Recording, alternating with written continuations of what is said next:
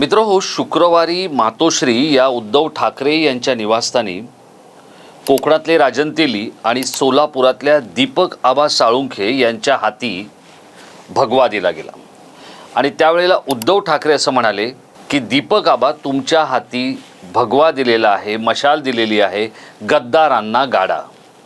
आता उद्धव ठाकरेंनी गद्दारांना गाडा असे आदेश दिलेले आहेत, पण आता ते गद्दार कुठले आहेत आणि नेमकं कोण आहेत हाच खरा प्रश्न आहे. उद्धव ठाकरे यांचं एक बरं असतं की त्यांच्याकडे जो असेल तो सगळे निष्ठावंत किंवा त्यांच्याकडे जो येईल तो निष्ठेचा पाईक आणि दुसऱ्यांकडे जो जाईल तो मात्र गद्दार.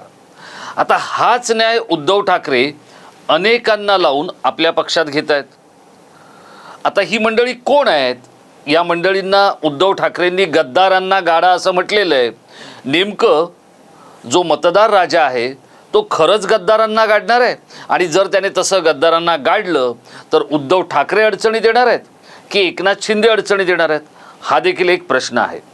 याच संदर्भात म्हणजे गद्दार कोण आणि निष्ठावंत कोण यावरचाच आजचा आपला हा व्हिडिओ आहे. नमस्कार मित्रहो, मी राजेश कोचरेकर आणि आपण पाहताय आपलं आवडतं न्यूज पोर्टल टाइम महाराष्ट्र. मित्रहो, उद्धव ठाकरे आणि त्याच्या आधी त्यांचे वडील शिवसेना प्रमुख बाळासाहेब ठाकरे 90च्या दशकामध्ये ज्यावेळेला शिवसेना फुटली त्यावेळेला सर्वाधिक शिवसेनेमध्ये मोठी फूट पाडणाऱ्या सद्ग्रस्तांचं नाव होतं छगन चंद्रकांत भुजबळ.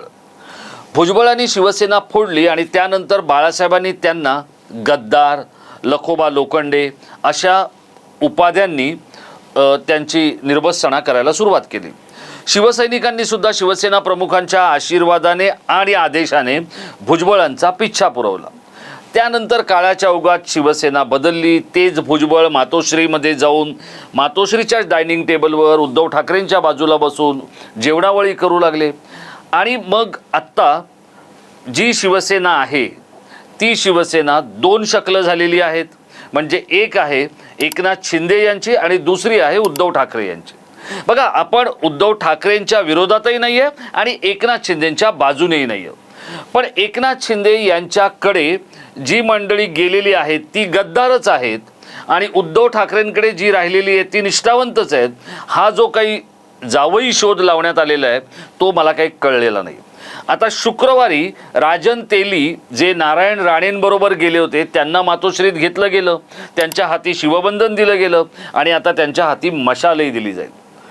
पण राजन तेली हे खरंच निवडून येतील की नाही, दीपक केसरकर यांच्यासारख्या राजकीय गोगलगाईची तेलींचा ससा नेमका कसा सामना करणार हे आपल्याला कळणार आहे.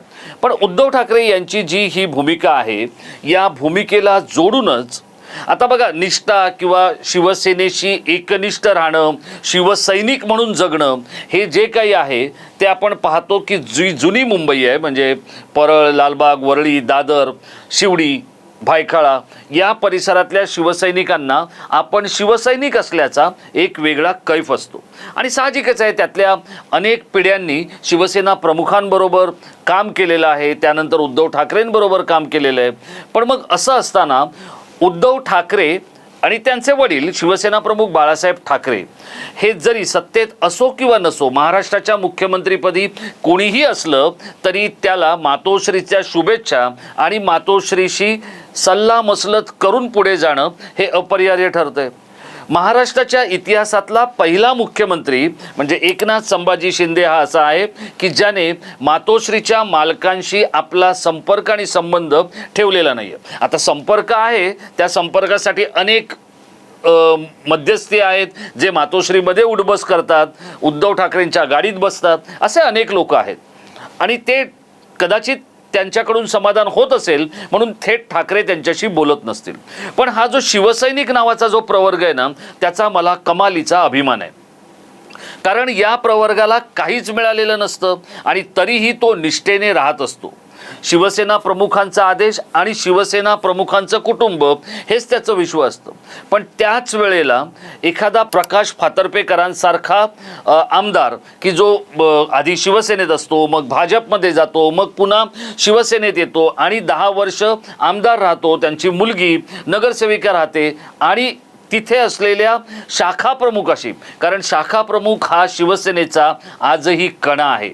आता जे काही इन्कमिंग झालं किंवा पक्षामध्ये जी भाऊगर्दी वाढली, युवा सेनेचं प्रस्थ वाढलं, त्यातून मग विभाग संघटक, विधानसभा समन्वयक, महिला संघटक वगैरे ही अशी जी काही शोभेची पदं बनवली गेली, त्या शोभेच्या पदांच्या गर्दीत हा शाखा प्रमुख आणि त्याचा लौकिक काहीसा हरवलाय. पण तरीही आजही शाखा प्रमुखाला शिवसेनेमध्ये अनन्यसाधारण महत्त्व आहे. आता याच प्रक्रियेमधून ज्या वेळेला विभाग प्रमुख पदापर्यंतचा जो पल्ला आणि टप्पा आहे, त्या विभाग प्रमुख पदाला खूप महत्त्व आहे. कारण मुंबईमधले जे विभाग प्रमुख असतात हे खासदारकीच्या पातळीवरती संघटनात्मक काम करत असतात. आता याच विभाग प्रमुखांची मोनोपॉली उद्धव ठाकरेंनी गेल्या काही काळात केली आणि तीच शिवसेनेच्या मुळावर आली. कारण हे विभाग प्रमुख बदलतच नाहीत. म्हणजे मग ते अनिल परब असू द्या, विनोद घोसाळकर असू द्या, अजय चौधरी असू द्या किंवा आणखी कोणी असू द्या, तर या सगळ्यांना एक गोष्ट कळलेली आहे की आपण उद्धव ठाकरेंना जे सांगू तीच गोष्ट संघटनेत घडत असते. पण आत्ता उद्धव ठाकरे यांचं नुकसान होऊ नये असं ज्या ज्या प्रामाणिक लोकांना वाटतंय ते उद्धव ठाकरेंना सहकार्य करतायत. पण त्यांचं सहकार्य खरंच उद्धव ठाकरेंना हवं आहे का? आणि जर तसं सहकार्य हवं असेल तर मग 20 डिसेंबर 2022ला सर्वात आधी, मी काय म्हणतोय मित्र, सर्वात आधी एकनाथ शिंदे यांना भेटणाऱ्या ग्रहस्थांचं नाव होतं अजय चौधरी. आता अजय चौधरी हे नागपूरला मुख्यमंत्र्यांच्या दालनात भेटले आणि ज्या वेळेला या भेटीचा जो फोटो आलेला आहे, हा फोटोच सगळ्यात पहिल्यांदा माध्यमांमध्ये जो आला तोच मुळात माझ्यामुळे आलेला आहे. आता त्या भेटीच्या संदर्भातला तपशील आणि त्या भेटीच्या संदर्भात जे काही घडलं त्याबद्दल अनेक मतमतांतरं सुरू होती. यावर अजय चौधरी यांनी काळाच्या ओघात किंवा त्यानंतर थोड्या वेळात खुलासा केला की मी पक्षप्रमुखांच्या परवानगीने भेटलो. मित्र हो, हे साप चुकीचं आहे एवढं मी आपल्याला सांगू इच्छितो. याचं कारण अजय चौधरी हे माझे स्नेही आहेत, त्यांच्याबद्दल मला एक नेता म्हणून ते ज्येष्ठ आहेत, त्यांच्याबद्दल मला आदरही आहे, आमचं मैत्रही चांगलं आहे. पण अजय चौधरी यांच्या या फेक आणि असली किंवा फेक आणि ओरिजिनल याच गोष्टीने सध्या परळ, लालबाग, शिवडी आणि मुंबईच्या गिरण गावामध्ये धुमाकूळ घातलाय. आणि जे आता बघा हे कोण करतंय, तर हा जो फोटो आहे निष्ठावंतांचा आमदार असं ज्या वेळेला अजय चौधरींनी म्हणायला सुरुवात केली होर्डिंगवरून, व्हॉट्सअपच्या आर्टवर्कवरून, त्यावेळेला मनसेने, कारण तिथे बाळा नांदगावकर मनसेचे नेते निवडणूक लढणार आहेत, तर मनसेने या संदर्भातलं एक ग्राफिक्स बनवलं आणि ते व्हॉट्सअप ग्रुपवर सगळीकडे व्हायरल झालं. आणि ते व्हायरल झाल्यानंतर निष्ठावंत आमदार कोण आहे, तर अजय चौधरी आहे. मग याच का निष्ठा या आमदाराच्या, असं म्हणून मनसेने त्यावर प्रश्न उपस्थित केला. आता हा जो प्रश्न होता की ते का भेटले, तर ते भेटले होते जुन्या इमारतींच्या समस्यांसंदर्भात आणि म्हाडाच्या काही इमारतींच्या प्रश्नांसंदर्भात. मित्र हो, मला सांगा की जेव्हा शिवसेना अगदी न भूतो अशा पद्धतीत फुटलेली आहे, आपल्या नेत्याला पदावरून उतरायला भाग पाडलेलं आहे आणि त्याच नेत्याला जाऊन भेटायचं असेल तर उद्धव ठाकरेंनी खरंच ती परवानगी दिली असेल का? हा प्रश्न जसा तुम्हाला पडतोय तसा मलाही पडतोय. मी माझ्या परीने चौकशी करण्याचा आणि समजून घेण्याचा प्रयत्न केला, पण अशा कोणत्याही स्वरूपाची परवानगी ही उद्धव ठाकरे यांनी दिलेली नव्हती. आता उद्धव ठाकरे त्याच्यावर काय हो म्हणतील नाही म्हणतील हा भाग आपण 2 मिनिटं अलाइदा ठेवूया. पण या सगळ्या गोष्टीमुळे ही गोष्ट खूप कमी लोकांना माहिती होती मित्र, की त्यांची भेट झाली, त्यावेळेला तो फोटो आला, गदारोळ झाला, ते पक्षापुरता मर्यादित होतं. पण निष्ठावंत आमदार असं म्हणून अजय चौधरींनी जे कॅम्पेन सुरू केलं ते त्यांच्यावर बुमरँग झालं. आत्ता बाळा नांदगावकर यांची इच्छा काय आहे, तर अजय चौधरी यांच्यासारखाच प्रतिस्पर्धी त्यांच्यासमोर आला पाहिजे. आणि सिद्धिविनायकाला त्यांनी जे साकडं घातलं आहे ते अजय चौधरी आमदारकीच्यासाठी आपल्या समोर यावा ही लालबागच्या राजाला आणि सिद्धिविनायकाला बाळा नांदगावकरांची प्रार्थना आहे. कारण मनसेने ज्या पद्धतीत बघा, एक सभा झाली होती परेलला किंवा लालबागमध्ये, एक हॉटेल आहे क्षीरसागर नावाचं, आपल्यापैकी अनेकांना माहीत असेल. तिथे राज ठाकरेंची एक सभा झाली होती आणि राज ठाकरेंनी 2009ला दगडू सकपाळ यांच्या 27 दुकानांची यादी वाचून दाखवली होती. माझी स्मरणशक्ती जर नीट असेल तर तुम्ही आजही ते यूट्यूबवर जाऊन त्याचे जुने क्लिप्स काढून आपण तपासू शकता. कारण या ठिकाणी दगडू सकपाळांच्या पत्नीच्या नावाने असलेल्या दुकानांचे फोटो आणि यादी राज ठाकरेंनी वाचून दाखवली आणि एका सभेने दगडू सकपाळ यांच्यासारखा बलदंड आमदार त्यावेळेला पराभूत झाला. आता ती बरं, दगडू सकपाळ आणि अजय चौधरी हे अत्यंत राम आणि श्याम सारखे मित्र आहेत. त्यामुळे जे दगडू सकपाळांच्या बाबतीत झालं तेच राज ठाकरे आणि नांदगावकर हे अजय चौधरींच्यासाठी करण्याकरता त्यांचे हात शिवशिवत आहेत. आता उद्धव ठाकरेंनी त्यांना त्या शिवशिवणाऱ्या हातांना न्याय देण्यासाठी संधी द्यायची की तिथे डौलाने फडकत असणारा भगवा हा कोणत्या तरी शिवसैनिकाच्या हाती द्यायचा, हा निर्णय ठाकरेंचा आहे. कारण पक्ष हा ठाकरेंचा आहे. पण मराठी माणूस हा आजही शिवसेना प्रमुखांवर जी गाढ श्रद्धा ठेवतो, त्यामुळे असं वाटतंय की तिथे शिवसेनेचा भगवा डौलाने फडकत राहिला पाहिजे. मी याच्यावरचा पुढचा व्हिडिओ घेऊन येणार आहे की आज ज्या वेळेला हा डौलाने फडकणारा भगवा का हवाय, तर एका बाजूला मुंबईचा महापौर फेरीवाल्यांकडून मार खातोय आणि दुसऱ्या बाजूला मनसैनिक आपला जीव गमावतोय. तो वेगळा व्हिडिओ तो मी घेऊन येणारच आहे. पण मित्र हो, याच पद्धतीत प्रकाश फातर्पेकर यांना ज्या पद्धतीत जे शैथिल्य आलेलं आहे गेल्या 10 वर्षामध्ये, त्यामुळे या भागामध्ये मोठ्या बघा, तिथे आता खासदार म्हणून कोण निवडून आले, तिथे खासदार म्हणून निवडून आलेले जे अनिल देसाई आहेत, तर त्यांचा जर आपण विचार केला तर याच भागातून एखाद्या कडवट निष्ठावंत सैनिकाला उद्धव ठाकरे उमेदवारी देणार की प्रकाश फातर्पेकरांना पुन्हा उमेदवारी देणार, हे देखील बघणं तितकंच महत्त्वाचं आहे. आता हे प्रकाश फातर्पेकर हे भाजपमध्ये होते, त्याआधी ते शिवसेनेत होते, ते केबल व्यावसायिक होते, त्यांचं स्वतःचं एक हॉटेल आहे. बघा, व्यवसाय कोणीही करण्याला आपली काही ना नाही आहे. पण प्रश्न असा आहे की जे काही आहे ते मी, माझा मुलगा आणि माझी मुलगी याच्यापर्यंतच शिवसेनेच्या नेत्यांनी, आमदारांनी आणि खासदारांनी मर्यादित ठेवल्यामुळे शिवसेनेत एक प्रचंड मोठा संताप धगधगतोय. आता या प्रकाश फातर्पेकरांना भाजपमधून शिवसेनेत आणणारा माणूस कोण होता, तर भाऊ कोरगावकर. त्यावेळेला ते विभाग प्रमुख होते आणि त्यांनी त्यांना शिवसेनेत आणलं. आता हे झालं मुंबईबद्दल. आता इथे आमदार आणि शाखा प्रमुख शेखर चव्हाण हे तिथे शाखा प्रमुख होते. 2014ला शेखर चव्हाण हे तिथून आमदारकीचं तिकीट मागत होते, पण ते काही त्यांना दिलं गेलं नाही. तिकीट कोणाला दिलं गेलं, तर प्रकाश फातर्पेकरांना दिलं गेलं. म्हणजे निष्ठेचे जे काही पायक आहेत ते कोण होते, भाजपमधून आलेले प्रकाश फातर्पेकर. आत्ता ह्याच पद्धतीत जर आपण बघायचं म्हटलं तर राष्ट्रवादीमधून आलेले संजय पाटील जे आहेत ते ईशान्य मुंबईचे खासदार झालेत. वरळीतले राष्ट्रवादीचे मुंबईचे नेते असलेले सचिन अहिर हे विधान परिषदेवर आहेत. त्याचप्रमाणे मनोज जामसुदकर हे आता यामिनी जाधवांच्या विरोधात निवडणूक लढतील अशी परिस्थिती आहे.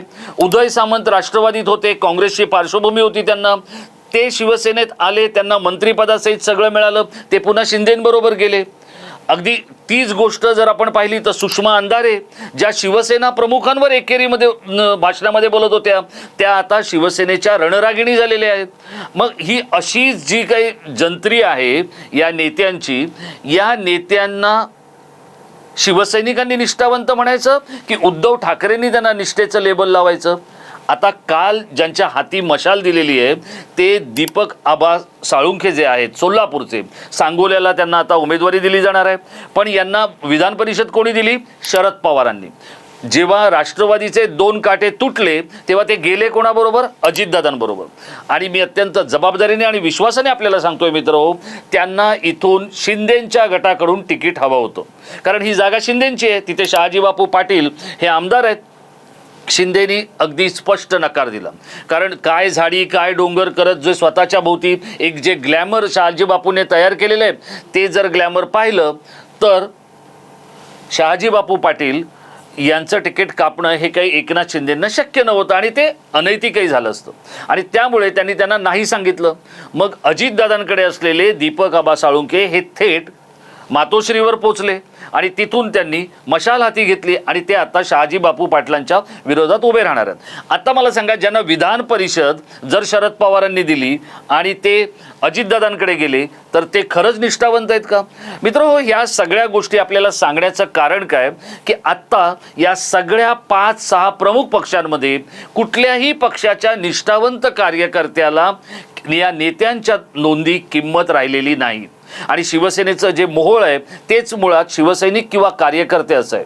आता ज्या वेळेला मनसेचा झेंडा 2009ला लालबाग आणि परळ या भागामध्ये फडकत होता, आमदार तिथे त्यांचा असताना, कारण बाळा नांदगावकर तेव्हा तिथे आमदार होते, त्या झेंड्याचा उल्लेख जर उद्धव ठाकरे फडकं करत असतील तर उद्धव ठाकरेंना आज जे दुसऱ्या पक्षातून आपल्याकडे आलेले आहेत ते निष्ठावंत वाटतात आणि आपल्या पक्षातून जे दुसरे कधी काळच्या आपल्या मॅन फ्रायडे बरोबर जे बाजूला दुसरी चूल लावून बसलेले ते त्यांना गद्दार वाटतात. म्हणजे उद्धव ठाकरेंची, निष्ठावंतांची आणि गद्दारांची नेमकी व्याख्या काय आहे?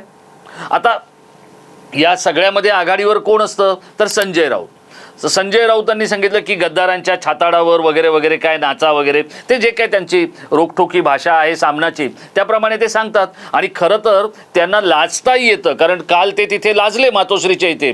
त्यांच्या ज्या वेळेला शिवसैनिकांनी आणि तिथल्या काही कार्यकर्त्यांनी भाषणाचा आग्रह केला त्यावेळेला, म्हणजे संजय राऊत डिमांडेड आहेत, पण तेच संजय राऊत जे काही करतायत किंवा ते जे काही निष्ठेचे ते आणि त्यांचे पक्षप्रमुख जे काही निष्ठेची लेबलं लावतायत, मग ते राजन तेली असू द्यात किंवा दीपक आबा साळुंखे असू द्यात, सुषमा अंधारे असू द्यात किंवा सचिन अहिर असू द्यात, या एकदा म्हणजे या सगळ्या शिवसैनिकांनी उद्धव ठाकरेंना एकदा निष्ठा म्हणजे काय हो साहेब असं विचारण्याची वेळ आलेली आहे.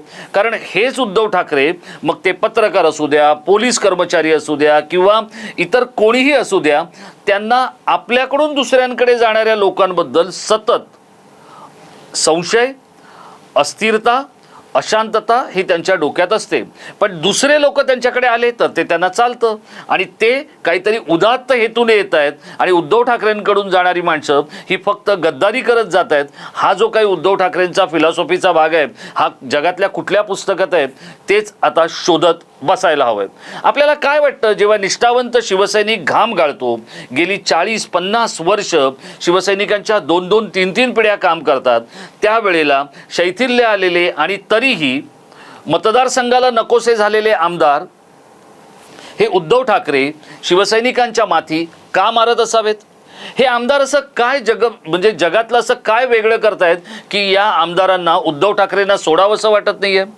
जर एखादा सामान्य शिवसैनिक, मग तो लालबागचा दिलीप शिंदे असू द्या किंवा वरळीचा अरविंद भोसले असू द्या, या शिवसैनिकांना सतत सतरंजा उचलणं किंवा कसपटासमान लेखणं हीच सेनेच्या नेतृत्वाची शैली आहे का?